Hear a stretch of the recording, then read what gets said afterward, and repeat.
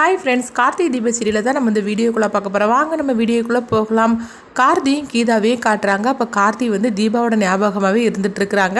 அப்போ கீதா சொல்கிறாங்க, நீங்கள் ஒன்றும் கவலைப்படாதீங்க கார்த்தி, உங்கள் நல்ல மனசுக்கு கண்டிப்பாக உங்களுடைய தீபா சீக்கிரத்திலே கிடச்சிருவாங்க அப்படிங்கும் போது அப்போ கார்த்தின்னு சொல்கிறாங்க, ஆமாம் என்னுடைய உள் மனசு கூட சொல்லிகிட்டு இருக்குது, தீபாவை நான் சீக்கிரமாக கண்டுபிடிச்சிடும்னு சொல்லிட்டு என்னுடைய உள் மனசு சொல்லுது அப்படின்னு சொல்லிட்டு இருக்கிறாங்க. சரி கார்த்தி நீங்கள் தூங்குங்க அப்படின்னு சொல்லிட்டு அவங்களும் தூங்க போயிருந்தாங்க. அடுத்ததை பார்த்தோம்னா அங்கே ஐஸ்வர்யா தான் காட்டுறாங்க. ஐஸ்வர்யா அவங்க முழிச்சிட்டு இருக்கும்போது அப்போ அவங்க தீபா வராங்க. தீபாவை பார்த்ததுமே ஐஸ்வர்யா என்ன நீ தூங்கலையா அப்படின்னு சொல்லி கேட்கும்போது, எனக்கு எப்படி தூக்கம் வரும், ஒன்று நான் நல்லபடியாக விட்டுட்டு நான் எப்படி தூங்கும் அப்படிங்கிறாங்க. இதை கேட்டதுமே ஐஸ்வர்யா அதிர்ச்சி அடைகிறாங்க. நீ என்ன சொல்கிற தீபா அப்படிங்கும்போது, ஆமாம் என்னை மேலேருந்து கீழே தள்ளி விட்டுட்டு நீ நிம்மதியாக இருந்துட்டு இருக்கிற, நான் எப்படி நிம்மதியாக இருக்க முடியும், சொல்ல போனாக்கி இந்த உண்மையை நான் யாருக்கிட்டையுமே நான் சொல்லாமல் இருக்கிறேன், எதுக்காக தெரியுமா, உன்னை பழி வாங்குறதுக்காக தான் அப்படின்னு தீபா சொல்லவும் இதை கேட்டதுமே ஐஸ்வர்யா அதிர்ச்சி அடைகிறாங்க. ஐயோ தீபா நான் தெரியாதனமா உனக்கு கீழே தள்ளி விட்டுட்டேன், என்ன ஒன்றும் பண்ணிடாத அப்படிங்கும்போது, என்னது என்னை கீழே தள்ளி விட்டுட்டு ஒன்றும் பண்ணிடாதவா, உன்னை நான் உயிரோட விட மாட்டேன் அப்படின்னு சொல்லி தீபா ஒரு கூர்மையான ஆயுதத்தை வச்சு குத்துறதுக்காக வராங்க. ஐயோ என்னை குத்திராத அப்படின்னு ஐஸ்வர்யா அலற ஆரம்பிச்சிருந்தாங்க. அப்புறம் கொஞ்ச நேரத்தில் பார்த்தோம்னா அந்த கூர்மையான ஆயுதத்தை வச்சு அவங்க குத்திருந்தாங்க. இதில் அப்படியே அவங்க கீழே சஞ்சிருந்தாங்க. அதை பார்த்துட்டு ஐஸ்வர்யா கத்திக்கிட்டு எந்திக்கிறாங்க. அப்போ தான் தெரியுது அது எல்லாமே அவங்க கனவு கண்டிருக்காங்க அப்படின்னு. உடனே அருண் கேட்குறாங்க, என்னாச்சு ஐஸ்வர்யா உனக்கு என்னாச்சுது, எனதோ குத்திராத தீபா தீபான்னு சொல்லி சத்தம் போட்டுட்டு இருந்தேன், என்னாச்சு உனக்கு அப்படிங்கும்போது, இல்லைங்க ஒன்றும் இல்லைங்க அப்படிங்கிறாங்க. இல்லை ஏன் நீ தீபான்னு சொல்லிட்டு என்னமோ சொல்லிக்கிட்டு இருந்த, உண்மையை சொல்லு என்ன நடந்தது அப்படின்னு சொல்லி கேட்கும்போது, இல்லைங்க நான் ஏதோ கனவு கண்டிருக்கேங்க, ஒன்றும் இல்லைங்க அப்படிங்கிறாங்க. வேற ஒன்றும் இல்லை அப்படிங்கும்போது, இல்லைங்க ஒன்றுமே நடக்கலைங்க அப்படிங்கிறாங்க. அப்புறம் ஐஸ்வர்யா நினைக்கிறாங்க, நல்ல வேளையா நம்ம முழுசாக பேசுனது எதுவுமே ஒரு கேட்கல போலுக்கு, ஏதோ தூக்கத்தில் நம்ம என்னத்தையோ கனவு கண்டதில்லை, இப்படிலாம் கொண்டு கத்திருக்கிறோம், நல்ல வேளையை அவருக்கு எந்த உண்மையும் தெரியல அப்படின்னு சொல்லி ஐஸ்வர்யா நினைக்கிறாங்க. ஐயோ இவகிட்ட நம்ம ரொம்பவே ஜாக்கிரதையாக இருந்துட்டு இருக்கணும், இல்லைன்னா இவ நம்ம தீர்த்து கட்டிடுவா போலுக்குது, இது வரைக்கும் இந்த உண்மையை இவ சொல்லாமல் இருக்கிறது பெரிய விஷயமா இருக்குது, இவகிட்ட நம்ம ரொம்பவே ஜாக்கிரதையாக இருக்கணும் அப்படின்னு ஐஸ்வர்யா நினைக்கிறாங்க. அடுத்து பார்த்தோம்னா அடுத்த நாள் காலையில் விடிஞ்சிருது. அப்போ கார்த்தி கிளம்புறாங்க. என்னங்க எங்கே கிளம்புறீங்க அப்படிங்கும்போது, இல்லை தீபாவை பற்றின ஏதாவது தகவல் தெரியுதான்னு சொல்லிட்டு நான் சரவணங்கிட்ட போய் கேட்க போகிறேன் அப்படிங்கிறாங்க. சரிங்க நீங்கள் போங்க அப்படின்னு கீதா சொல்லவும் கார்த்தி அங்கேருந்து கிளம்புறாங்க. கிளம்பிட்டு அவங்க சரவணனுக்கு ஃபோன் பண்ணுறாங்க. அப்போ சரவணன் சொல்கிறாங்க, நான் வீட்டில் தான் இருக்கிறேன் அப்படிங்கிறாங்க. அப்படியா சரி என் கூட கொஞ்சம் வர முடியுமா அப்படிங்கும்போது, எங்கே கார்த்தி அப்படிங்கிறாங்க. இல்லை தீபா இருக்கிற இடத்துக்கு நம்ம போகலாம், தீபா எங்கேருந்து காணாமல் போனாங்களோ அந்த இடத்துல நம்ம கொஞ்சம் போய் பார்க்கலாம் அப்படிங்கும்போது, ஏன் என்ன ஆச்சு அப்படிங்கிறாங்க. இல்லை எனக்கு என்னமோ அங்கே போகலான்னு தோணுது, அதான் உங்களே கூட்டிகிட்டு போங்கன்னு நினைக்கிறேன், நீங்களே என் கூட வாங்கலை அப்படிங்கும்போது, சரி இன்னைக்கு எனக்கு லீவு தான் நான் அவங்க கூட வாரேன் அப்படின்னு சரவணன் சொல்கிறாங்க. அடுத்து பார்த்தோம்னா கார்த்தி சரவணனை கூப்பிடுறதுக்காக அவங்க வீட்டுக்கு வராங்க. அப்போ சரவணனும் கார்த்தியும் கார்ல ஏறி போகும்போது அப்போ சரவணன் கேட்குறாங்க, கார்த்தி நான் ஏற்கனவே சொல்லிட்டேன் தீபா உயிரோட இல்லைன்னு, அதை உங்களால் ஏற்றுக்க முடியல, ஏன்னா நீங்கள் தீபா மேலே அளவு கடந்து பாசம் வச்சிருக்கிறீங்க, அதனால தான் உங்களால் அதை ஏற்றுக்க முடியல, நான் சொல்லிட்டேன் தீபா உயிரோட இல்லைன்னு, ஆனாலும் நீங்கள் அதை கேட்காம அங்கே போகணுன்னு சொல்லிட்டு வாரீங்க, சரி உங்களுக்காக தான் நானும் வரேன், ஆனால் உண்மையிலே தீபா உயிரோட இல்லை அப்படிங்கிறாங்க. அப்போ கார்த்தி சொல்கிறாங்க, இல்லை சரவணா கண்டிப்பாக என்னமோ என்னோட உள் மனசு சொல்லிட்டு இருக்குது, தீபாவை நம்ம இன்னைக்கு பார்த்துருவோம் உயிரோட தான் இருக்காங்கன்னு சொல்லி என்னுடைய உள் மனசு நேத்தையிலேருந்து எனக்கு சொல்லிக்கிட்டே இருக்குது அப்படிங்கிறாங்க. சரி பரவாயில்ல, நான் உனக்காக உன்னுடைய திருப்திக்காக நான் கூட வரேன் அப்படின்னு சரவணன் சொல்லிட்டு இருக்கிறாங்க. ரெண்டு பேருமே கார் ஏறி வந்துட்டு இருக்கிறாங்க. இன்னொரு பக்கம் பார்த்தோம்னா ஒரு வீடை தான் காட்டுறாங்க. அதில் ஒரு ஹஸ்பண்ட் ஒய்ஃப் இருக்கிறாங்க. அப்போ கட்டில் ஒரு பொண்ணு படுத்திருக்கிற மாதிரி காட்டுறாங்க. அது யாருன்னு சொல்லி பார்த்தோம்னா தீபா தான் அடிபட்டு போய் அவங்க கட்டில் படுத்திருக்கிறாங்க. அப்போ அவர் கேட்குறாரு, என்னம்மா இந்த பொண்ணு யாரு என்னன்னு நம்மளுக்கு ஒன்றுமே தெரியல, 2-3 நாள் ஆச்சு அவங்க நம்ம வீட்டில் தான் இருந்துட்டு இருக்கிறாங்க, நீ வேலைக்கு போன இடத்துல இவங்களை காப்பாற்றி நீ அழைச்சிட்டு வந்த, ஆனால் இவங்களை பற்றி நம்மளுக்கு ஒரு விவரமும் தெரியல, அவங்களாலையும் அந்த அளவுக்கு பேசவே முடியல, பேசாமல் இருந்துட்டு இருக்கிறாங்க, எனக்கு என்னமோ பயமாக இருக்குது, போலீஸில் போய் நம்ம போய் அவங்கள சொல்லிடலாமா அப்படிங்கும்போது அப்போ அந்த அம்மா சொல்கிறாங்க, வேண்டாங்க அவங்க வயசு பொண்ணாக இருந்துட்டு இருக்கிறாங்க, அதனால் வேண்டாம் நம்ம இப்போதைக்கு சொல்ல வேண்டாம், இவங்களை ஃபஸ்ட்டு நம்ம டாக்டர்கிட்ட போய் அழைச்சிட்டு போய் இவங்களுக்கு ட்ரீட்மெண்ட் கொடுக்கலாம், இவங்க நல்லா அடிபட்டு இருந்தனால இவங்களால பேசவும் முடியல, ஒன்றுமே புரிய மாட்டேங்குது, அதனால இவங்களுக்கு ஹாஸ்பிட்டலுக்கு கூட்டிட்டு போய் இவங்களுக்கு ட்ரீட்மெண்ட் கொடுக்கலாம், அதுக்கப்புறமா இவங்க யார் என்னன்னு சொல்லி விசாரித்து இவங்க வீட்டில் கொண்டு நம்மளே இவங்களை சேர்த்துடலாங்க அப்படிங்கிறாங்க.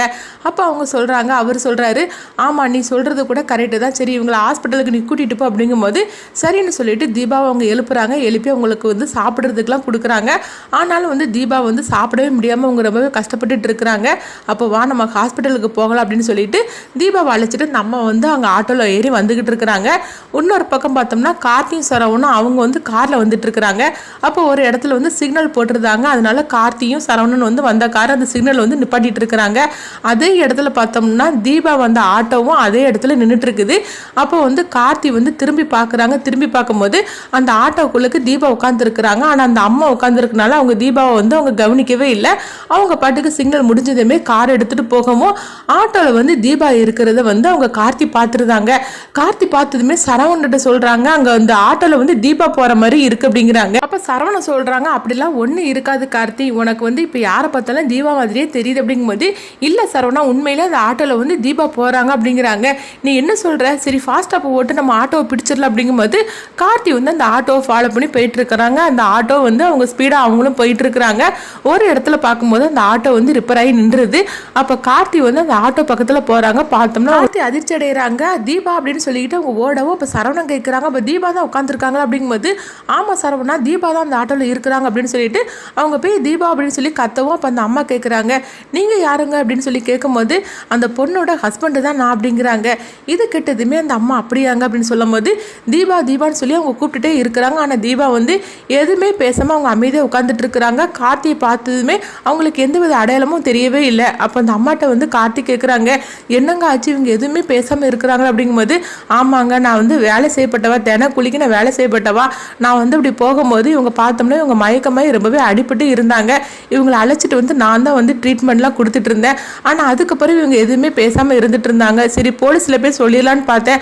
ஆனாலும் வந்து சரி இவங்களை பற்றி தெரிஞ்சாக்கி இவங்க வீட்டிலேயே கொண்டு விட்டுடலான்னு நினச்சேன். அதனால தான் நான் வந்து ஹாஸ்பிட்டலுக்கு இவங்களை கூட்டிகிட்டு போயிட்டு இருக்கிறேன் அப்படிங்கிறாங்க.